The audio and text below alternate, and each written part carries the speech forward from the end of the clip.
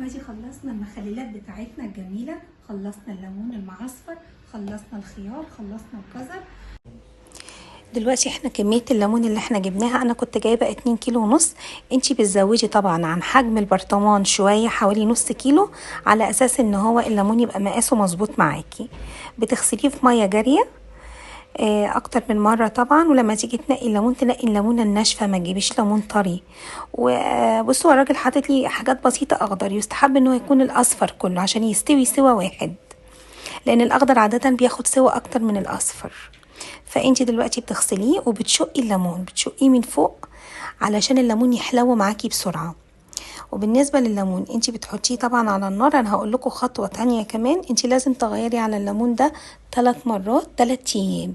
انا هنا بشقه عشان المراره تخرج منه بسرعه، وبتسلقيه يا دوبك يعني ياخد غلوه وتروحي طفي عليه. تمام، لان الليمون بيستوي بسرعه. كمان تدفي عليه وتسيبيه في الميه بتاعته لحد ما تبرد، واوعي ترمي الميه دي. دلوقتي انا بغسل الجزر برضو، لان انا هعمل جزر بس هعمل كل مخلل لوحده على حده، لان مش كل ولادي بيحبوا الليمون.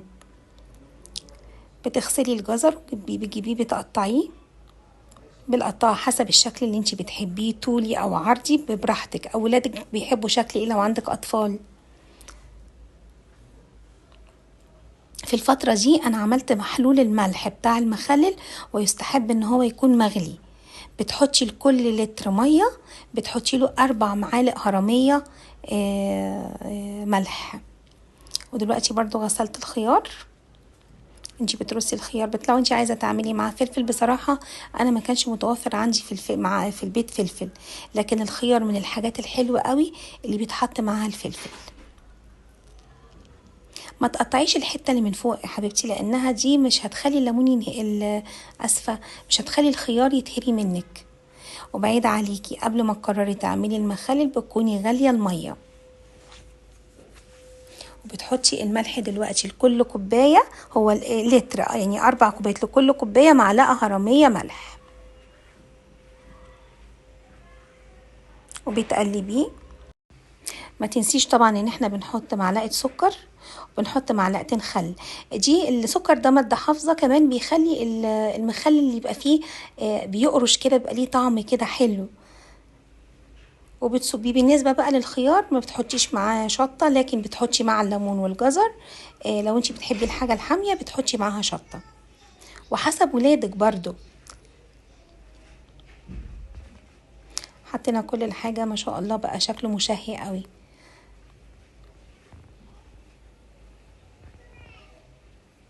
السكر برضو بأكد عليكم ان هي مادة حافظة وبتحافظ على قرمشة المخلل.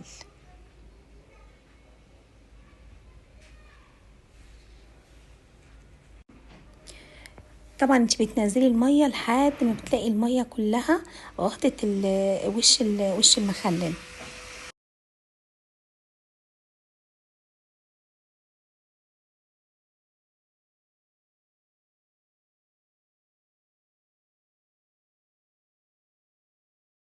احنا دلوقتي هنحط معلقة ملح على ايه بقى؟ على العصفر وحبة البركة. تمام، بس لازم تبليهم عشان تعرفي ايه تحشي المخلل كويس. عفوا.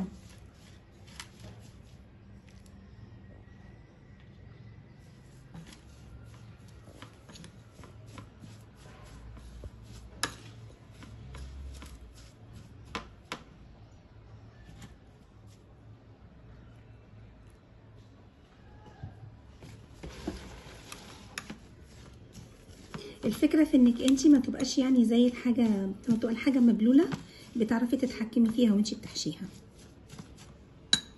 بسم الله الرحمن الرحيم.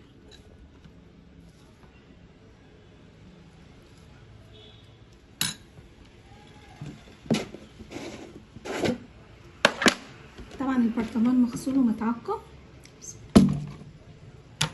اسفه.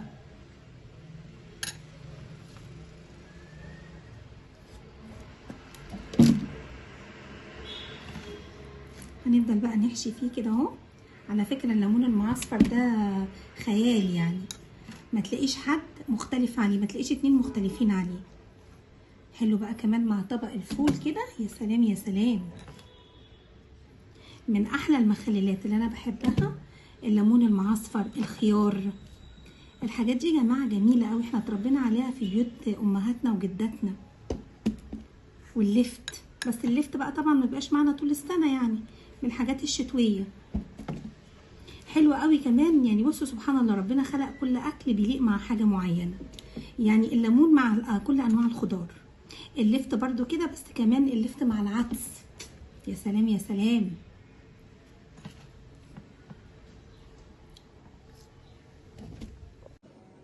بصوا يا جماعه، احنا نعمل اختبار حلو قوي عشان تعرفي ان الملح بتاعك مظبوط ولا لا.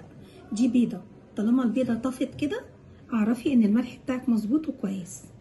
انا على فكره البيضه دي انا غسلاها، يعني محدش يقلق. ده بقى محلول الملح، انا حطيت شطه، والشطه دي اختياري يعني، دي براحتك فيها. هنصب بقى على المخلل بتاعنا. بسم الله الرحمن الرحيم.